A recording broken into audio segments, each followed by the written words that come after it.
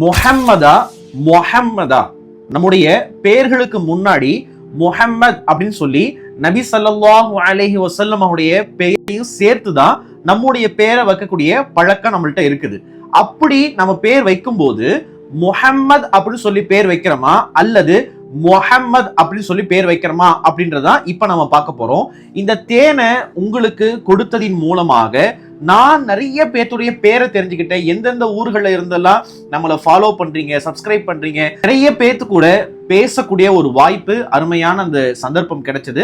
அல்ஹம்துலில்லாஹ். அதுல நான் கவனிச்ச ஒரு விஷயம் என்னன்னு சொன்னா, நிறைய பேர் தன்னுடைய பேர்ல முஹம்மத் MU வரணும், மீம் பேஷ் மூ என்பது MO முஹம்மத் அப்படின்னு சொல்லி சொல்றீங்க. உதாரணமா மோடி நம்முடைய நாட்டுடைய பிரதமர் இருக்கிறார், MODI மோடின்னு நம்ம யூஸ் பண்றோமா அல்லது MUDI மூடின்னு யூஸ் பண்றோமா? MOன்றத மோன் தானே நம்ம யூஸ் பண்ண முடியும். அப்ப MOHA நீங்க போடுறீங்கன்னா முஹம்மதுன்னு எப்படி வரும்? முஹம்மதுன்னு தானே வரும். ஆக்சுவலா MU தான் இங்கிலீஷ்ல நம்ம யூஸ் பண்ணணும். இது ஒரு பெரிய தவறு இல்ல அப்படின்னு நினைச்சு ஸ்கிப் பண்ணி போயிடாதீங்க.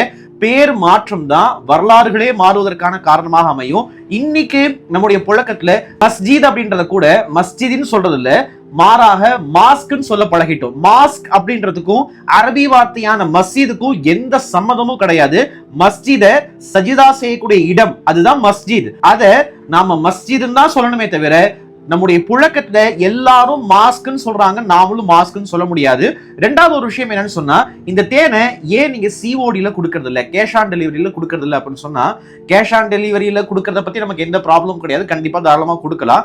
ஆனா ஒரு சில நபர்களுக்கு கேஷ் ஆன் டெலிவரி கொடுத்து இன்னைக்கு வரைக்கும் பல நபர்கள்ட்ட இருந்து போன் கால்ஸ் அவங்க அட்டன் பண்ணல, எந்த விதமான ரிப்ளை நம்மளுக்கு கிடையாது, அதே போல காசும் வராம எத்தனையோ பேர் இருக்கிறாங்க. சோ நம்ம எந்த விதமான அதிகபட்ச லாபம் இல்லாம ஒரு ஒரிஜினல் பியூர் ரா ஹனி இம்போர்ட்டட் இலந்தை மரத்தை கொடுக்கும் போது ஷிப்பிங் காஸ்ட் கூட இல்லாம நம்ம கொடுக்கிறோம். சோ இது நம்பிக்கையின் அடிப்படையில் யார் யாரெல்லாம் வாங்குனாங்களோ அவங்களுக்கு நல்லா தெரியும் இந்த தேனுடைய அருமை என்ன, மகிமை என்ன, இது எவ்வளவு பியூரா இருக்குதுன்னு அவங்களுக்கு தெரியும். சோ யார் வாங்குறாங்களோ அவங்க திரும்பவும் வாங்கவும் ஆரம்பிச்சிட்டாங்க. 2 கிலோ 3 கிலோ அப்படின்னு சொல்லி வாங்க ஆரம்பிச்சிட்டாங்க. யாருக்காவது COD இல்லாம, கேஷ் ஆன் டெலிவரி இல்லாம இந்த தேன் மிஸ் ஆயிருந்துச்சுன்னா நான் உண்மையிலேயே என்னுடைய வருத்தத்தை தெரிவிச்சுக்கிறேன். இன்னும் கொஞ்ச நாட்கள் தான் இருக்குது. வரக்கூடிய 12/8/2025 வரைக்கும் தான் இந்த தேனுடைய ஆஃபர் இருக்கும். சீக்கிரமாக வாங்கிக்கோங்க.